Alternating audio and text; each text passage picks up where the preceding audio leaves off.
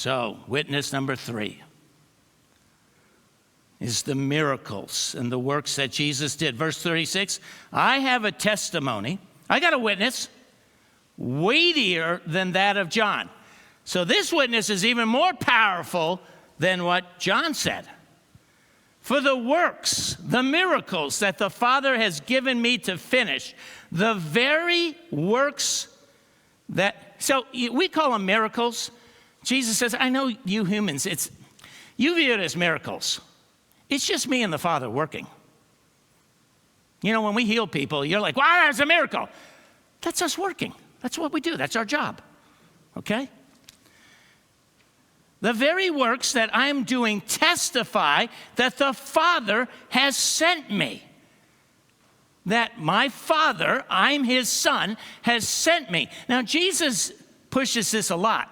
So don't lose John 5, but turn to John chapter 10 for a moment. I'll just show you some of the verses that Jesus is like, hey, look at the miracles. John chapter 10, verse 25.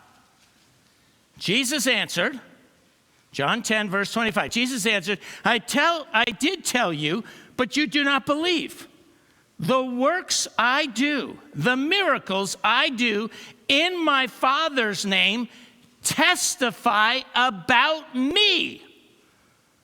So the miracles testify to Jesus. Look at verse 37. Do not believe me unless I do the miracles, the works of my Father. But if I do them, even though you do not believe me, believe the works, believe the miracles, that you may know and understand that the Father is in me and I am in the Father. John chapter 14. Come a few more chapters. John 14, Jesus speaking, verse 11. Believe me when I say that I am in the Father and the Father is in me, or at least believe on the evidence of the works, the miracles themselves. All right, so Jesus says, look, here's a powerful testimony that I am the Son of God. It's all the miracles I've done. I drive demons out of people. I heal people with leprosy.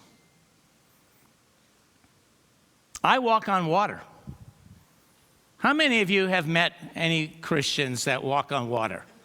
And I'm not talking about 5 inches of water. I'm talking deep water, you know? How many of you know that can, in the midst of a storm, say, be still, and instantly the storm is still? Unless they're the Son of God. How many of you know that can take someone who's been born blind and cause them to see? How many can take people that are deaf and they can hear? How many do you know? I have this sermon that I've never preached. It's all the people that Jesus resurrected from the dead. And I call it Jesus resurrected the dead, the deader, and the deadest.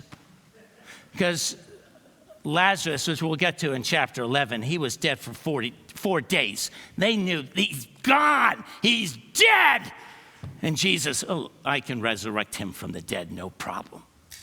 In fact, Jesus did so many miracles that at the end of John, it said, we couldn't even write them down. All the books in the world would not contain all the miracles that Jesus has done. When Jesus, by the way, when there would be huge crowds of thousands of people that would come to him for healing, I'm going to ask you a question.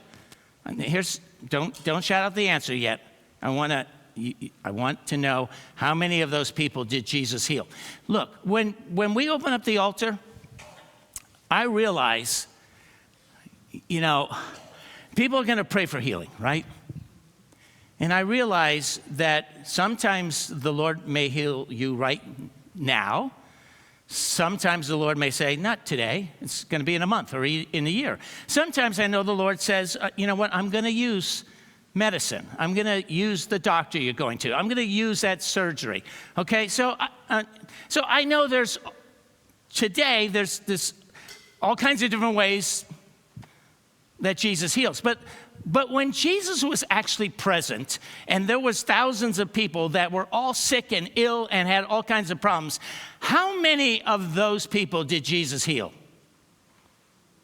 How many? All of them. All of them. There wasn't someone who wobbled away and said, oh, maybe I'll be healed in a couple of weeks or a couple of months like we experience now. Jesus was present.